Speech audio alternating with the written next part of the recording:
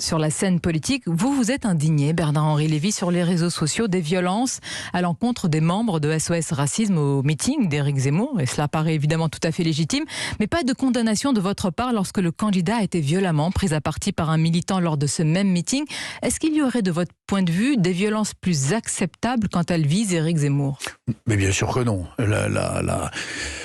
L'arène politique, c'est le domaine de la confrontation des idées, du débat, si possible du débat de haut niveau, évidemment pas de la violence.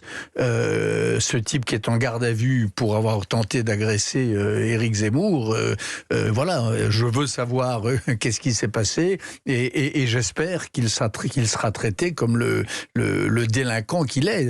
Toutes les violences sont inacceptables dans le domaine du débat politique, naturellement. Mais est-ce que certaines paroles, c'est ce qu'on entend, et notamment celle d'Éric Zemmour, incite davantage à la violence, selon vous? Ça, je le crois. C'est la raison pour laquelle je crois que c'est dans les Irrecuptibles ce matin, je qualifie Éric Zemmour d'incendiaire des âmes. Je crois vraiment c'est la responsabilité des hommes politiques.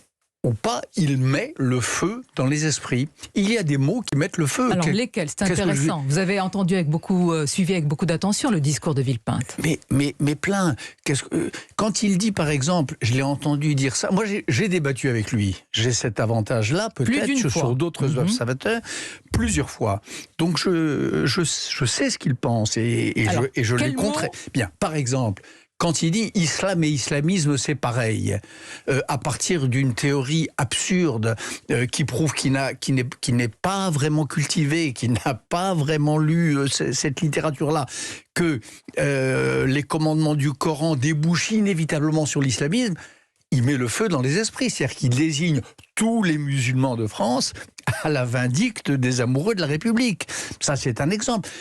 Quand, hier encore, il s'en prend à la presse, quand il met les journalistes qui veulent, dit-il, sa mort sociale, au même titre que les djihadistes qui veulent sa mort tout court, c'est terriblement insultant pour les journalistes, ça va sans dire, mais ça les désigne, là encore, à la colère, à la vengeance de ses partisans. Un autre exemple où il met le feu dans les âmes. SOS